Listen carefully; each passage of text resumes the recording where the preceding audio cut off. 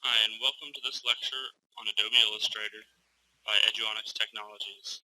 In this lecture, we're going to be continuing the previous one about design and designing a document.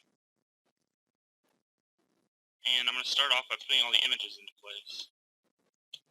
I'm also going to hide the guides layer. I didn't use any additional layers, but it's good to have a layer maybe for each page or for all the images if you want. And that's what I'm going to do right now. I'm going to move everything that's going to be an image onto a new layer called images. And for the purposes of this document, I'm going to have them in back. So I'm just dragging appearance right here. That'll move them. So this main top part is actually going to be an image, and we're saying that this is the building. Now all of these images are too big, but that's fine. So how I'm going to do this is I'm going to position this on the images layer, and I should move all of these too. And now they're on the images layer. And then we'll send this to the back. Make all these images the white on the inside of them transparent, because we're not going to need the actual white in the end. So it's okay to go into your appearances and under fill, change the opacity. Because I just want to see what's going to be in the image. But I still want to fill there so I can select it easily. It's not a big deal.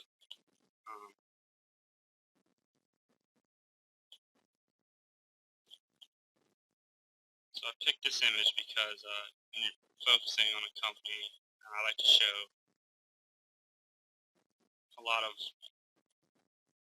land in their building. And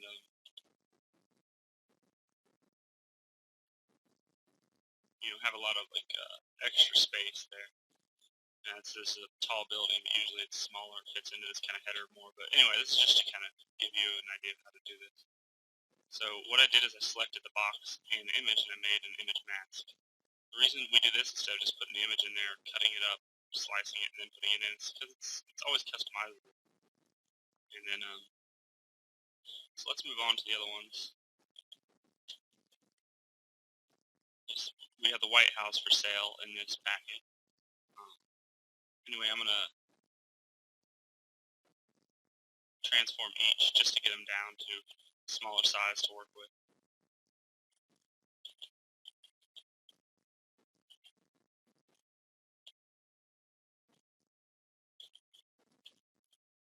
Put them generally where we want them.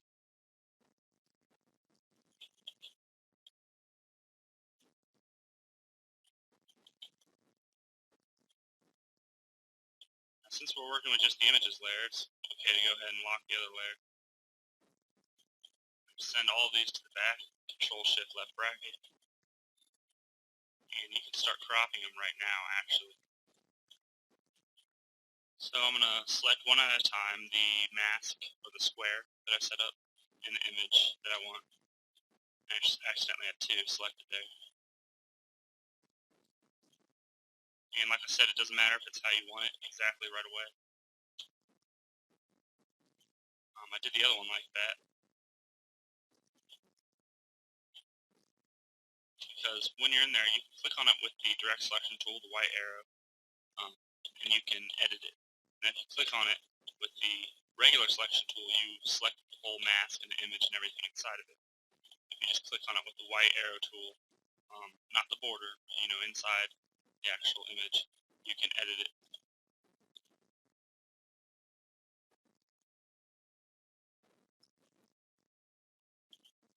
So we got the White House.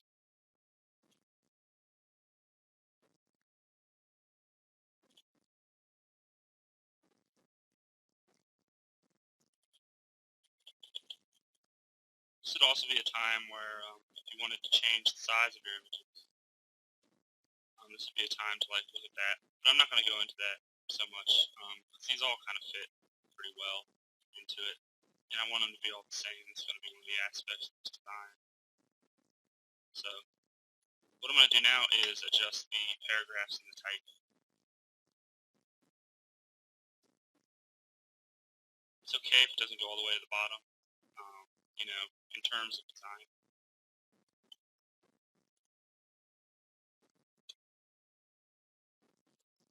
But we do want to use Adobe Everyline Composer, which is located in the paragraphs panel underneath the options in the upper right corner. And I'm going to set this to justify with a left,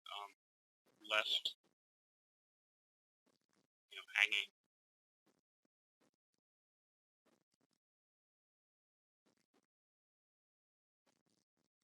There's not a lot of type to use justify in these small little areas. I'm just going to go ahead and do a left align, and it still looks better with the Everyline Composer.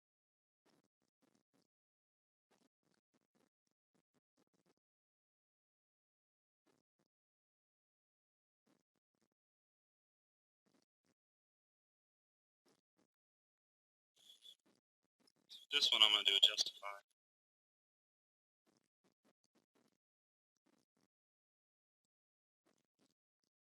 Now I put the typing kind of funny. Obviously it's not real type, it's just a filler type.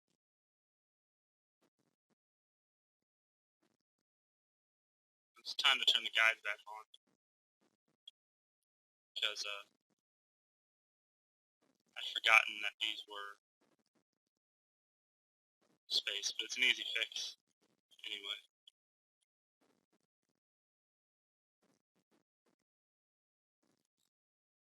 So basically that's it for that. Now we have this other image here that I want to work in as a background image. So I'm going to put it right here and make a special layer called background.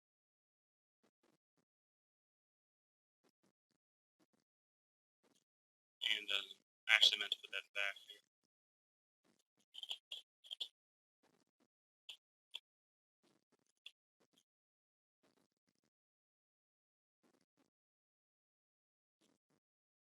So if I send this all the way to the back, there's a number of things I can do.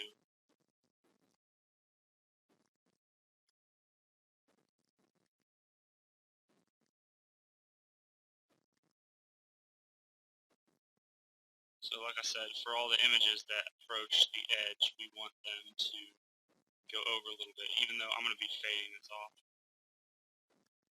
So it's actually really not important that it does it on the bottom.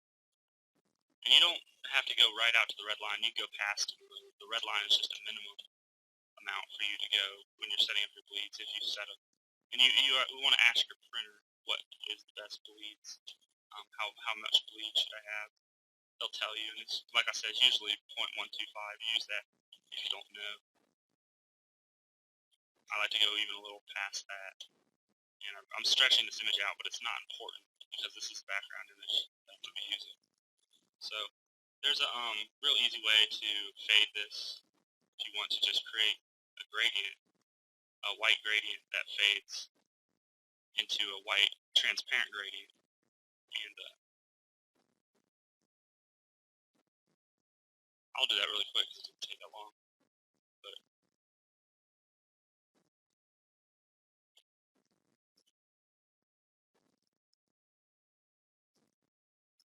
as you can see, I'm just setting 2 points. One of them's white and the other one's white, and it's transparent. And then I'm just going to turn this 90 degrees. Although I don't usually like using this.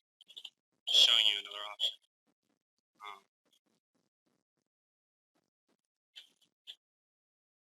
And apparently this has gotten under our images layer somehow. So we're going to just move that to where it's supposed to be. And lock the images in the other layer, so we're not using it.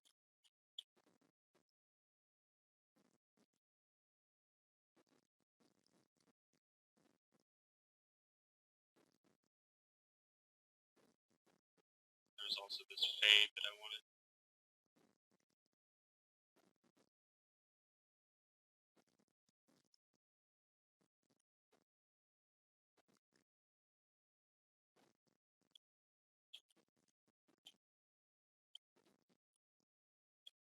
And to make sure your image is behind the fade, and I'm going to adjust this just over here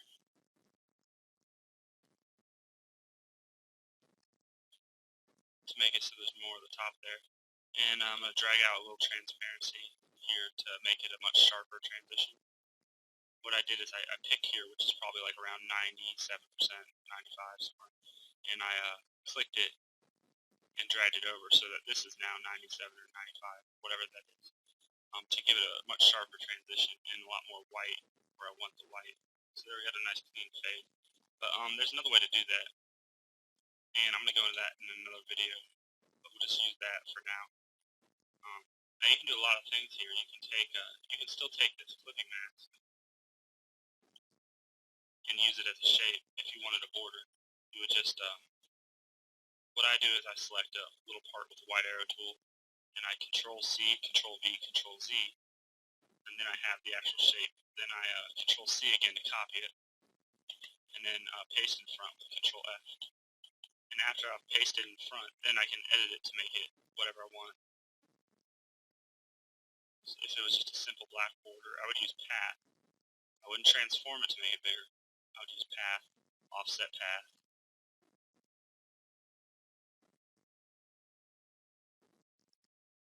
And I just kind of turn on preview and visually do it.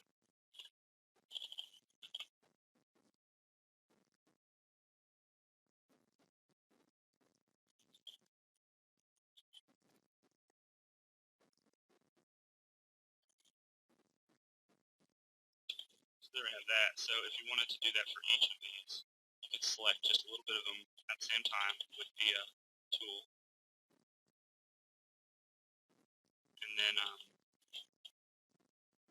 Control C, Control Z, Control V would make that whole selection. But there's other ways to do it. But then after that, you have to Control C and Control F to paste them. It's just a couple keystrokes. And since we have them all at the same time, the reason you don't just select the whole thing is because it's a flipping mask at this point.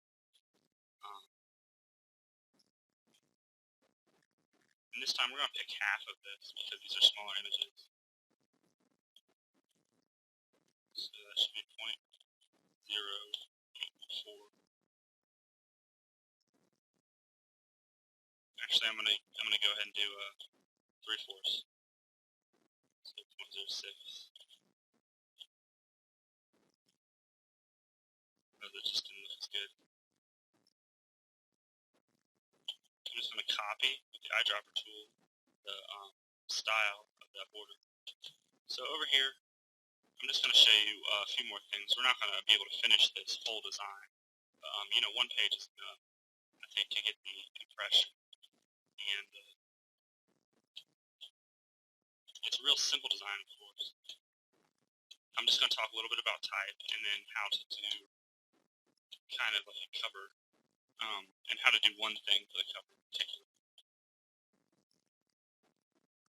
This image, if we just click on it with the white tool and paste it, we'll get the original image back. And it's often cool to have like a repeating image on the outside of something in a subtle way that has a low opacity.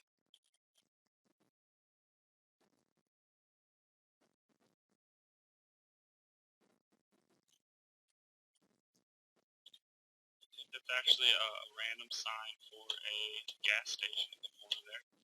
So, kind of funny how that ended up there.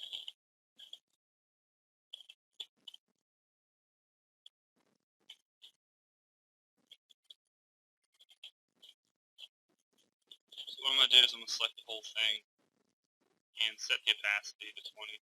Sometimes I'll even take it into Photoshop and I'll make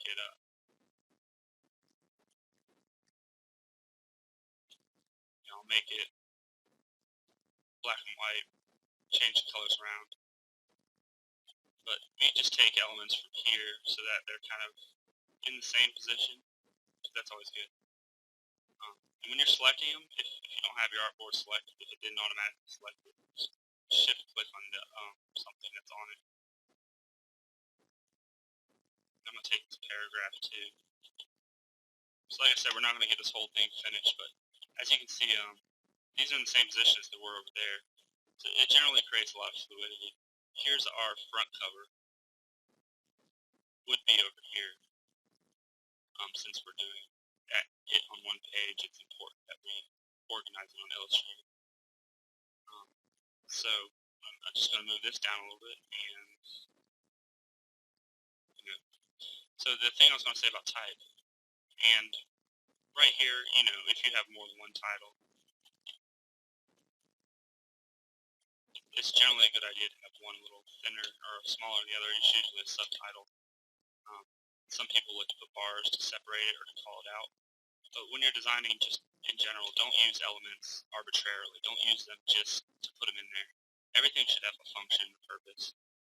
And, if you're talking about infographics, even, you see a lot of art on those, but everything has a purpose. So you'll see a lot of designs of anything that is just a random kind of shapes just because the person thought it looked cool to be there, but that's not the purpose of design, and it doesn't end up making the design very good.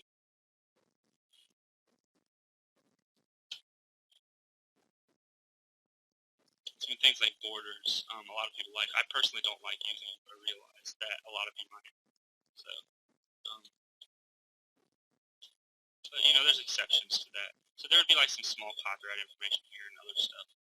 And so now I want to go into the differences in type, and there's kind of a main idea to use with type is that headers and things will be in a serif or a sans serif font, and that the type and the body type will be in a serif font. And there's some good type combinations if you just look up font combinations or whatnot. One of them is Helvetica and Garamond. But I'm going to use Arial because Arial is very close to Helvetica, and if you don't want to pay $1,000, you might want to use Arial too. Because even if you can get a font for free, it doesn't mean it has its licensing rights in it. So when you actually save your document, it's going to notice that you don't have the actual licensing rights. So you want to make sure you actually pay for your fonts, or that there's a lot of free ones to get to, so it's not always necessary. A lot of people want you to use Helvetica, so always remember that Arial is very close. You want to ask them first. So I set that to a Arial, which is I'm going to set these to Garamond.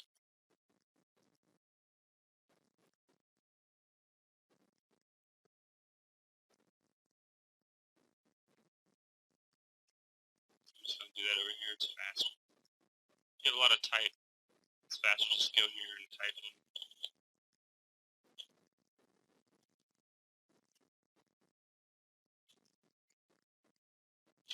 You might want to use a different font combination if you're doing something like this.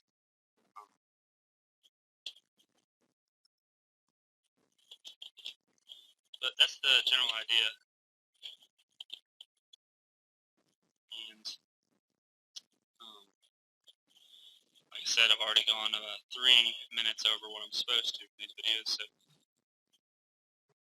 practice. Look up design. This is mostly about how to use Illustrator. So I want to show you the kind of things you use, the kind of things you tend to do. So I'm not really going to make this into an attractive design. I mean, I've used little black borders and everything. It's very kind of boringly laid out. Although most people will want something boring. But that's the gist of it. So thanks for watching. And in the next videos, I'm going to be going over lots of stuff like saving and how to properly save, set up, do things like that. But also a lot of shortcuts and some more tutorials to close out this series. Just keep watching, keep practicing.